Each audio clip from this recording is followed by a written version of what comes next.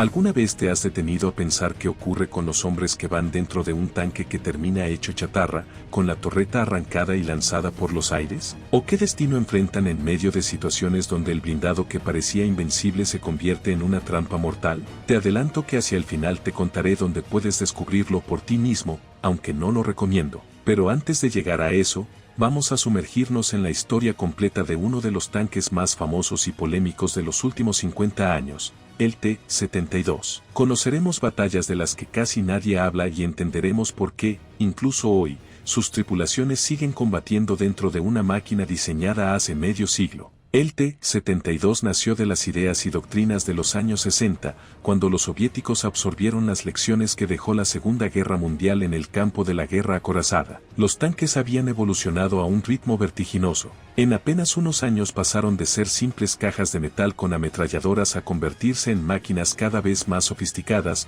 mejor protegidas y mucho más letales. Pero aquello era solo el inicio de un camino que cambiaría para siempre el combate terrestre. Los soviéticos no olvidaban que había sido la avalancha de T-34 la que, con su número abrumador, terminó doblegando a los poderosos blindados alemanes, aunque al costo de pérdidas humanas descomunales. Lo importante era que la estrategia había funcionado. Los tanques no tenían que ser los mejores, sino suficientes para inundar el frente de batalla, y bajo esa lógica se planificó la siguiente generación.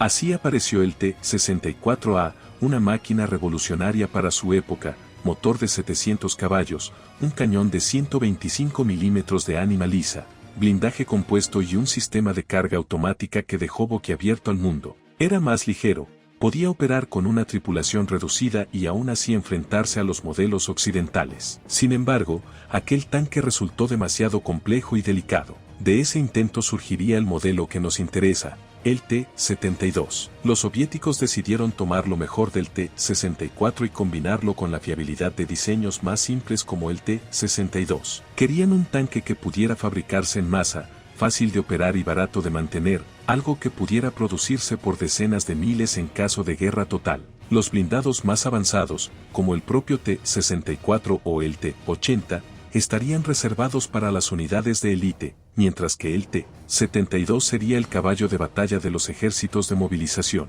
No sería el más moderno ni el más poderoso, pero sería suficiente, y su fuerza residiría otra vez en el número. Así nació el prototipo conocido como Objeto 172. Conservaba el cañón de 125 milímetros con cargador automático, pero incorporaba un motor diésel V12 más robusto que entregaba unos 780 caballos de potencia. No era un prodigio de innovación, sino un diseño pragmático que buscaba priorizar la cantidad por encima de la sofisticación. Tras múltiples pruebas y ajustes, el alto mando soviético lo aprobó y lo llevó a producción en serie bajo el nombre de T-72. El resultado fue inmediato. Podía fabricarse un 40 o 50% más rápido y a un costo mucho menor que el T-64.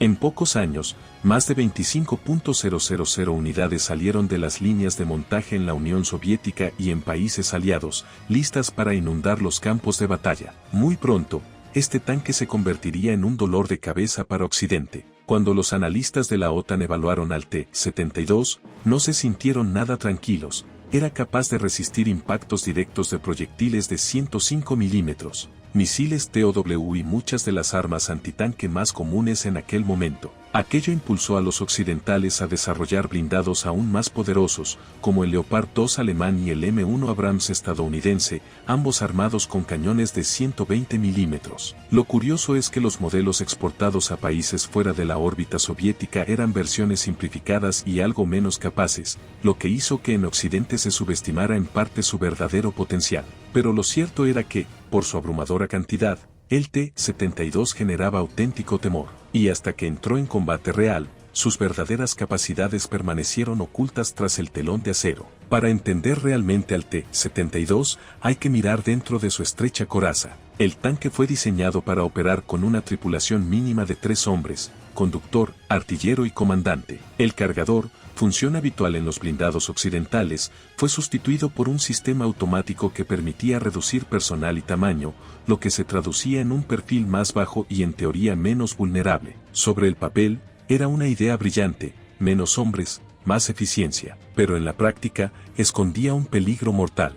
Ese mecanismo automático almacenaba los proyectiles en un carrusel que rodeaba el compartimiento de combate, justo bajo los pies de la tripulación. Si un disparo enemigo lograba penetrar el blindaje, las municiones podían detonar en cadena, provocando una explosión tan brutal que la torre salía despedida como un corcho de botella, dejando al tanque convertido en una carcasa humeante. No era raro ver en los frentes de batalla torretas de T-72 reposando a varios metros de distancia, un macabro recordatorio de lo que significaba estar dentro cuando ocurría el temido efecto caja de cerillas. El conductor ocupaba una posición reclinada al frente del chasis, con apenas una escotilla circular para entrar y salir. Su visión era reducida y su supervivencia dependía de la rapidez con que pudiera abrir esa escotilla bajo fuego enemigo, algo casi imposible en medio del caos. Detrás de él se encontraba la torreta, donde artillero y comandante compartían un espacio angosto, rodeados por equipos, cables y la omnipresente munición. No había margen para el error.